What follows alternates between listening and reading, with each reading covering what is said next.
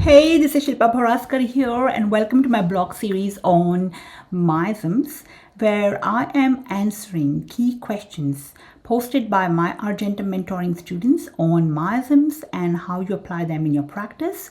So this time I have a question by Anna, and this is about potencies.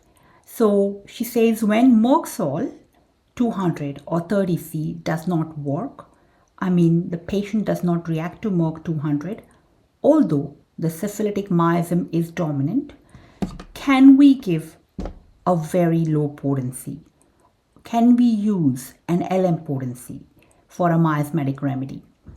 This patient has had a good response to LM in general. She has high susceptibility but suppressed by use of medication, which is a big layer here. So this is a very good question, and obviously potency is such a gray area in homeopathy in general. This question will help me touch on potencies for miasmatic remedies at a more practical level. All right. Now remember, as a general rule for me, potency depends on what stage you are prescribing the miasmatic remedy. As a very baseline ballpark sort of a protocol, Stage 1 presentations, where you see only pathology and the disease common symptoms, I generally use low potencies.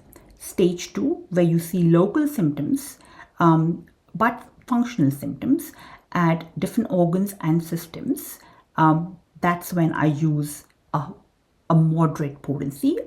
Then stage 3, where you start looking at exciting factors, keynotes, generals, mentals, connecting symptoms, that's when I'll start looking at moderate to high potencies.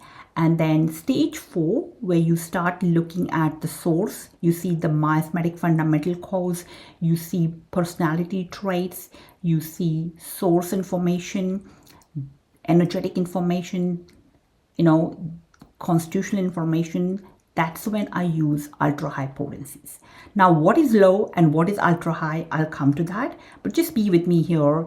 As the stages increase, as the presentation of the patient is changing, the potencies become higher and higher.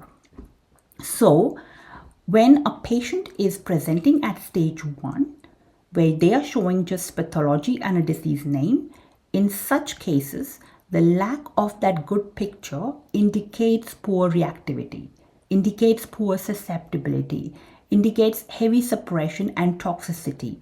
This is what most miasmatic conditions do to the patient. They suppress, and their suppressions, they're products of toxicity, and that's why the patient generally comes to you at lower stages.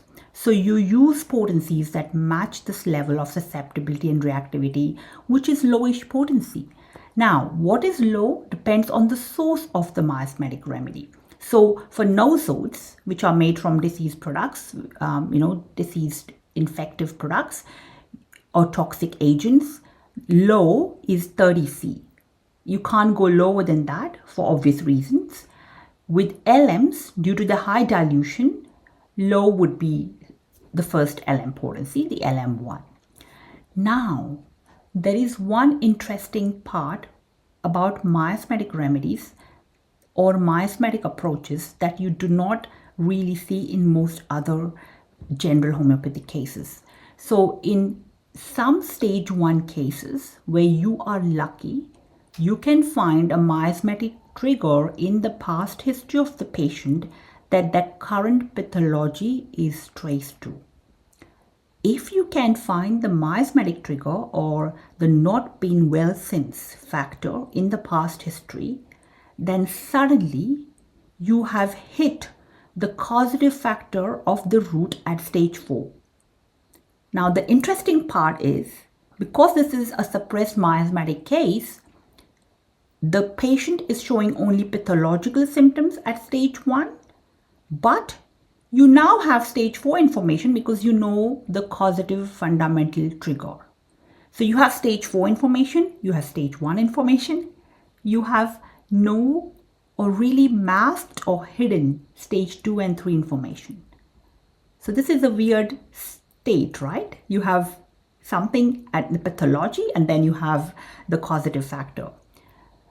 So in such cases, an anti-miasmatic remedy prescribed based on this fundamental causative factor will innately cover the entire evolution of the miasmatic disease, right from the source, the fundamental cause, to the pathology.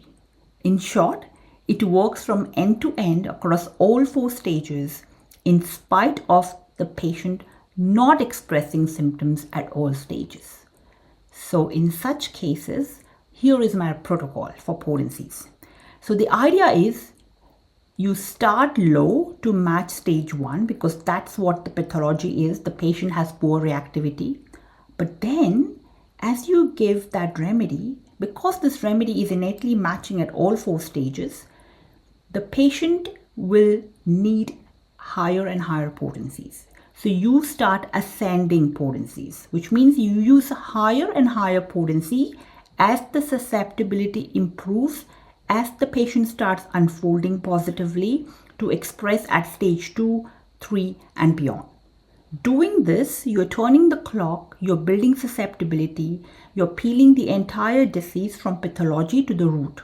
Hence, in this case, you go from low to medium to high to ultra high potencies based on how long the patient continues to positively unfold and do well. Now, low again is generally 30C, but if you have a non-nasal remedy like Merc Sol in this case, or any non-toxic remedy, it can be used even in crude form, or a decimal potency, or a very low C potencies like 5 Cs or 6 Cs, 7 Cs and so on. So that's low for miasmatic remedies. Medium is generally 200 Cs. High potencies are 1M, 10M. Ultra highs are 10Ms, 50M, CM. And obviously with LMs, you can start from low LM1 to LM30, and that's how you go from low to high. So to answer your question, if the Merc 30C or 200C has stagnated, and if you see syphilitic indications still going on in your patient, and you have used this, at that sort of stage 1 or 2, then if the patient is unfolding in the right direction, you see the susceptibility is changing in the positive direction, then you need to go to 1M and then 10M and so on. So you start ascending and you cover the highest potency possible as long as the Merc indications remain, right? This is the idea. So say what happens is you finish the entire potency scale that's available, and then you still have Merc indications. So what you do in such cases, this might sound weird, but you then go back to the start and repeat the series from the low back to high. And you can do that again and again, because this is, the new low potency will still not start working after the highest has done its job, because this is a different level. It's a spiraling scale, right? So this is how you work. You always go higher because you are boosting the susceptibility. You're taking them from stage 1 towards stage 4.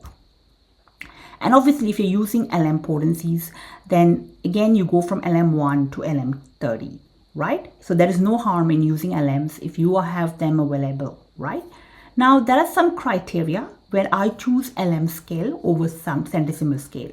I use LM in patients with slow developing degenerative chronic conditions, right? Because it goes, linear, it goes slow, and it doesn't go jumpy like the C scale, right? Because the C scale goes 12C, jumps to 30C, jumps to 200C, LM goes 1, 2, 3, 4, 5. So I love having LMs because they can match many miasmatic diseases, which are slow, degenerative, chronic sort of conditions. And plus, it's more safer because you have a dilution ratio of 1:50,000, which is great. So you can start from LM1 and go all the way to 30, and it's available in most pharmacies. So that's what I'll do. So hope that answers your question. And if you have more potency questions, bring them on and I'll be happy to answer them for you. But I hope this gives you some sort of food for thought to get started. Thank you very much.